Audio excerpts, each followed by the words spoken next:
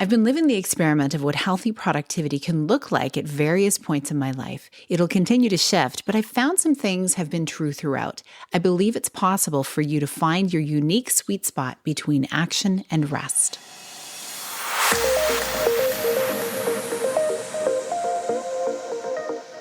Hi, welcome to the Connect with Sheila podcast. I'm an entrepreneur, self-care strategist, and creator of the Seasons Self-Care app.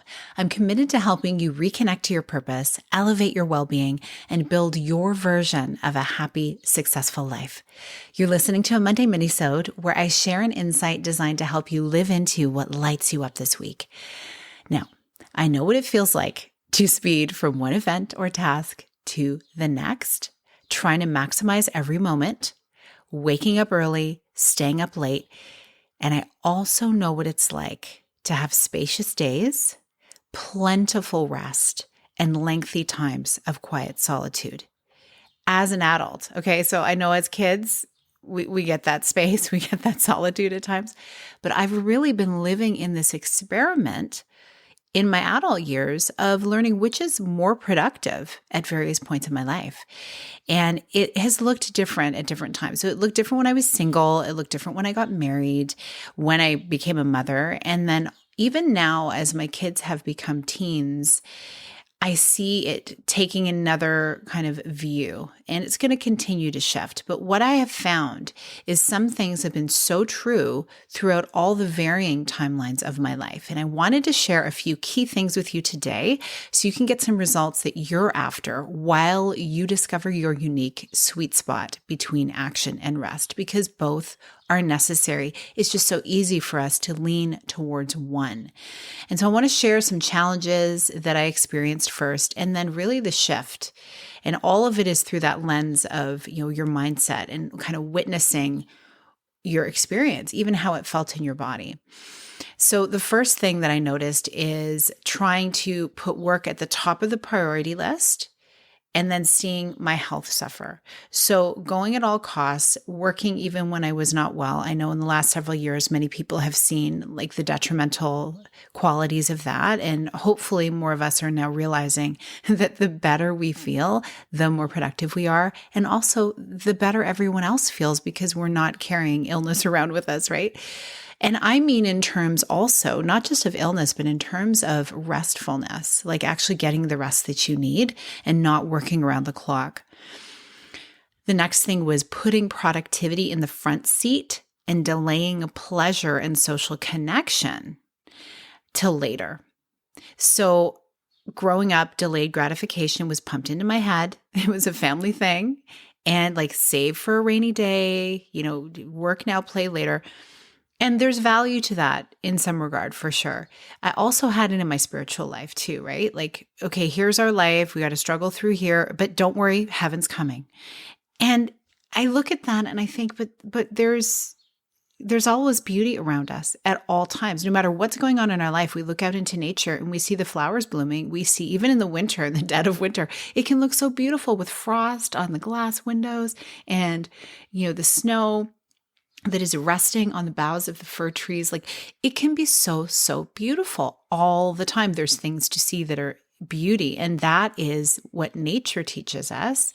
So why can't we also experience that while we are living our lives and going after our dreams? So I really think this is something that was interesting to witness in my life. It's a pattern that I've seen, just putting productivity always in the front seat. And it's societal as well, right? We see it. The next thing was needing to know everything before I got started, right? Like, okay, let's figure it all out. Let's dive into all of the details. Let's learn it to a T before we actually get going and get started. It's something to do with needing to have all of the questions answered before even starting. And so in that regard, using all the free time to study instead of really engaging in more joyful activities and also stepping out and practicing as you go. There's so much power to that. The next thing was using every spare moment. Otherwise, you're lazy. Like that was something kind of in the back of my consciousness that I didn't even realize that, you got to keep moving. You've always got to be doing something and you always have to be progressing towards something. Otherwise, you're lazy. Otherwise, this is what your life is for. You have to just keep moving. Now, here is the shift. And this, I'm not going into super great detail on these things because these are some things I want you to look at in your own life. And how does this impact you? And what are some thoughts that you've witnessed and some things that you've seen that have maybe become unhealthy productivity things in your life? So I want to give you the shift now. So you can listen to this again if you like and just kind of maybe take some notes for yourself and think, well, how have I done it? What are some different stories that I've experienced? So here's the shift.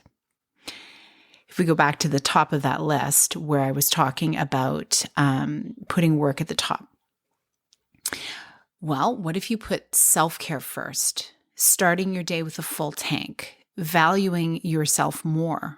And that will equal more productivity due to less overthinking, faster decisions, not doing things over and over again, having clarity to say yes or no faster. Like the time-saving and energetic magnetism of being decisive, I cannot state enough because I've seen this in my life. The second thing, it gives you a clear signal for the things that are meant for you to be visible to you and to come your way. The next thing is starting with an outline and allowing ideas to emerge. It's much more creative and desirable. So yes, keep learning, keep looking at all the things you want to learn about and get better at. But if you start with an outline and you kind of take steps and learn as you go, you get that momentum going, you get people enlisted into your ideas and perhaps helping and collaborating as well, allowing for a more robust response and output, and also a lot more fun along the way too. And speaking of fun, instead of waiting to delay pleasure, putting pleasure at the top of the list so that every action that you take is infused with pleasure and joy. Like whether it is having a beautiful scent that you wear, that you really, it captivates how you're feeling and you can be experiencing that, having a candle perhaps that you enjoy the scent of, having music playing that you enjoy, having mini connection breaks, fun food and snacks, moving your body. More pleasure breeds more pleasure. And I really, really believe heaven starts now. Like this is practice for eternity, what we're doing right now. And so with that in mind, again, looking to nature, it's always beautiful. It's always right there. We can follow its cues. Next, when you're decisive, when you're enjoying the journey and you're in the flow, you're not putting off gratification. You're steeped in the small joys and the bigger experiences feel even more celebratory. It's called momentum. The next thing is when you create more space for rest, true connection, listening to source and to others, all of those things just feel so much better. This is the most productive time because you can truly connect to divine guidance and not be spinning like a top through life. You have a vibrant ease and confidence that gets stronger by the day. Okay, that's what rest opens you up for. So do you see the shift? It's so powerful, and we need to really think about how do we feel? Right? To me, the new way feels more open, expansive, and hopeful instead of constrictive and exhausting. And now you get to start practicing it. Okay, you get to start right now. I invite you to make some micro shifts in the way you're approaching your days, starting today. You get to feel so good as you move through your life. It doesn't have to feel like a never-ending to-do list. It can feel energizing, exciting, and free, even within the construct that you're working inside of, right? Whatever kind of container you find yourself working in. So I'm so grateful that you've listened to this episode. And these are things we're unpacking in the Seasons Collective. Check out the information in the show notes. Go download the Seasons Self-Care app. This is for the woman who owns her worth and who wants to serve from a place of overflowing energy and well-being, and where you want your impact to be amplified by the way you nourish yourself. I'd love to see you inside that community. I'd love to see you inside the app, and feel free to share this episode with someone who may need to rethink how they're moving through their life. It is so empowering when you know there is a different way and it gets to feel good. Thank you so much for listening. Thanks for sharing these episodes. I hope you have a beautiful rest of your day. Big blessings.